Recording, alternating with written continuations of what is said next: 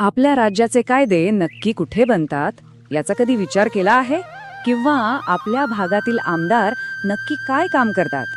चला, या सगळ्या प्रश्नांची उत्तरं शोधूया आणि समजून घेऊया की आपल्या राज्याचा कारभार कसा चालतो आणि त्याचा आपल्या रोजच्या जीवनावर काय परिणाम होतो.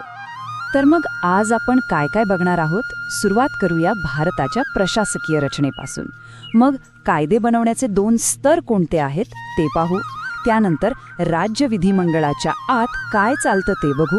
मग लोकांचं सभागृह म्हणजे विधानसभा याबद्दल जाणून घेऊ. आणि शेवटी आमदार होण्यासाठी कोण पात्र ठरतं हेही समजून घेऊ. चला तर मग सुरू करूया.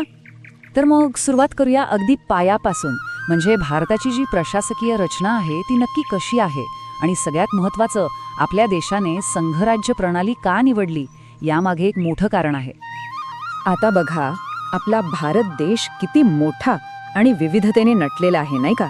म्हणजे उत्तरेपासून दक्षिणेपर्यंत, पूर्वेपासून पश्चिमेपर्यंत वेगवेगळ्या भाषा, धर्म, चालीरीती. आता इतक्या मोठ्या देशाचा कारभार फक्त दिल्लीतून चालवणं हे खरंच खूप अवघड काम आहे. आणि याच आव्हानाला तोंड देण्यासाठी आपल्या संविधान निर्मात्यांनी एक भन्नाट उपाय शोधला. तो म्हणजे संघराज्य प्रणाली. सोप्या भाषेत सांगायचं तर सत्तेचं वाटप केलं गेलं. काही अधिकार केंद्राकडे तर काही राज्यांकडे. म्हणजे स्थानिक प्रश्न स्थानिक पातळीवरच सुटतील. बरं, मग ही सत्तेची विभागणी प्रत्यक्षात कशी काम करते? चला, आता हे कायदे बनवण्याचे 2 मुख्य स्तर बघूया, राष्ट्रीय आणि राज्य. यांच्यात नेमका काय फरक आहे?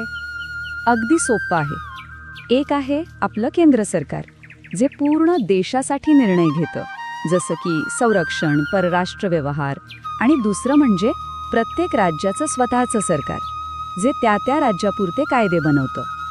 उदाहरणार्थ पोलीस, शेती हे विषय राज्यांच्या अखत्यारीत येतात. आपण आज मुख्यत्वे करून राज्य विधिमंडळावरच बोलणार आहोत.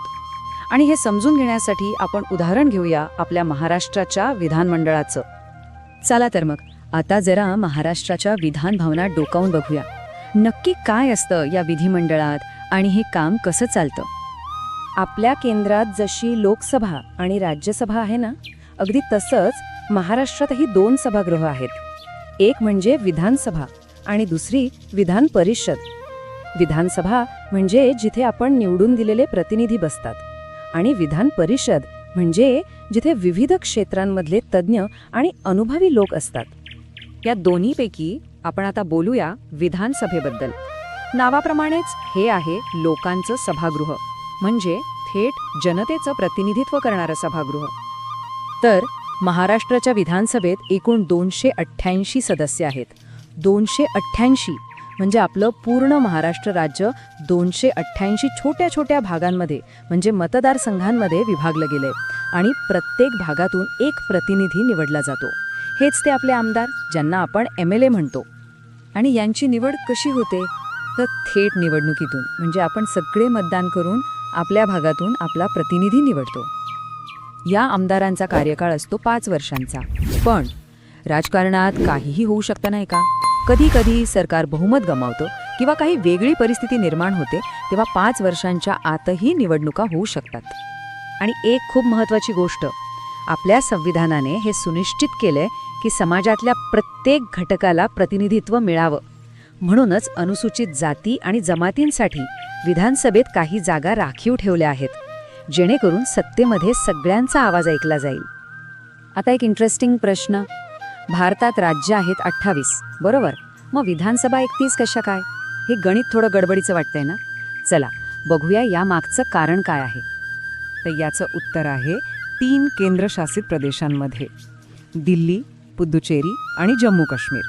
हे जरी पूर्ण राज्य नसले तरी त्यांना एक विशेष अधिकार आहे, तो म्हणजे स्वतःची विधानसभा आणि मुख्यमंत्री निवडण्याचा. म्हणून मग 28 राज्यांच्या विधानसभा आणि ह्या 3 प्रदेशांच्या अशा मिळून होतात एकूण 31 विधानसभा. बरं, मग आमदार व्हायचं असेल तर काय पात्रता लागते? कोण निवडणूक लढवू शकतं? आपली लोकशाही खूप छान आहे. इथे नियम अगदी सोपे आहेत. फक्त 2 मुख्य अटी आहेत. एक, ती व्यक्ती भारताचे नागरिक असावी, आणि 2, तिचं वय कमीत कमी 25 वर्ष पूर्ण असावं. बस, या अटी पूर्ण करणारी कोणतीही व्यक्ती आमदारकीची निवडणूक लढवू शकते. तर आत्तापर्यंत आपण पाहिलं की राज्य सरकारची रचना कशी असते, विधानसभा कशी काम करते, पण सगळ्यात महत्त्वाचा प्रश्न हा आहे की या सगळ्याचा आपल्या आयुष्यावर काय परिणाम होतो. विधानसभेत जे निर्णय होतात, मग ते आपल्या मुलांच्या शाळेबद्दल असोत, आपल्या भागातल्या रस्त्यांबद्दल असोत किंवा दवाखान्यांबद्दल, त्याचा थेट संबंध आपल्या रोजच्या जगण्याशी असतो. त्यामुळे पुढच्या वेळी जेव्हा आपल्या आमदारांचं नाव ऐकू येईल तेव्हा एक विचार नक्की करा, आपला आवाज खरंच विधानसभेत पोहोचतोय का? कारण ही प्रक्रिया समजून घेणं हेच एका जागरूक नागरिकाचं पहिलं लक्षण आहे. धन्यवाद.